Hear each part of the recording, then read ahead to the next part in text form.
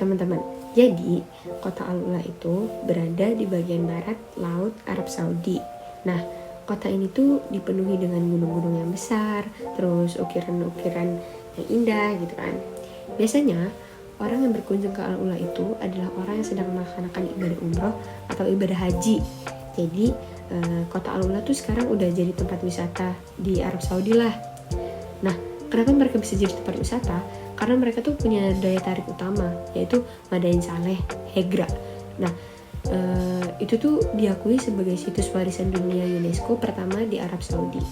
Selain itu juga, Al-Ula tuh memiliki tempat yang menarik, kayak Elephant Rock, kota kuno, terus Maraya, terus ada cermin terbesar di dunia gitu loh.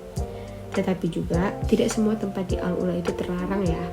Namun umat Islam tuh harus berhati-hati jika mereka berkunjung ke Hegra, karena tempat itu tuh dahulu bekas pemukiman kaum Samud yang dihancurkan karena kedurhakaan mereka terhadap Allah dan utusannya Nabi Saleh.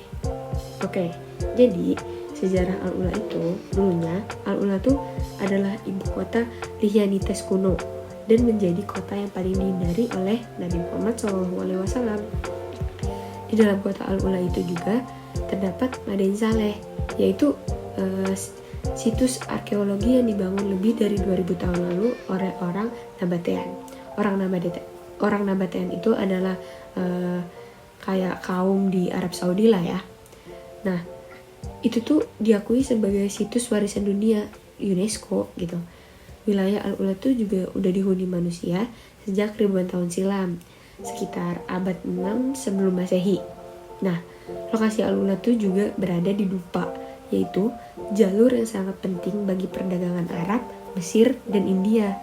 Jadi kalau itu dipecah ya mereka gak ada perdagangan lagi gitu.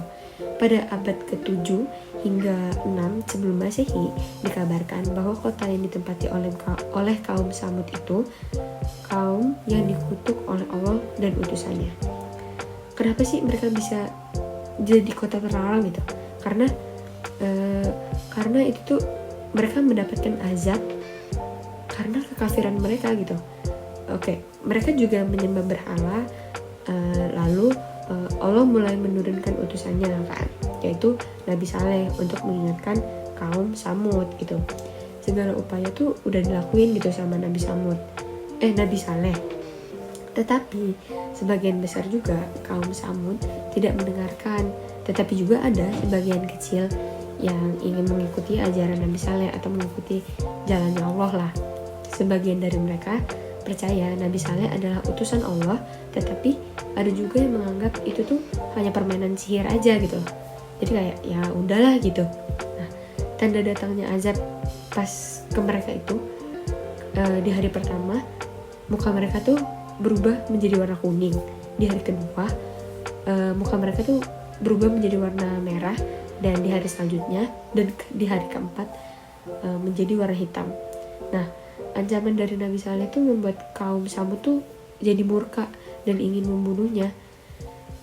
Tapi dengan izin Allah, ketika mereka hendak membunuh Nabi Saleh, maka turunlah petir dan gempa bumi yang sangat dahsyat, dan batu-batu besar dari mana asalnya menimpa kepala mereka. Jadi mereka semua di di Al-Ula itu semuanya hilang karena kekafiran mereka. Nah, dari situ tuh dimana ada yang menganggap kota Al-Ula itu disebut sebagai kota terlarang karena mereka sudah kafir kepada Allah dan utusannya dan tidak mendengarkan Allah dan utusannya.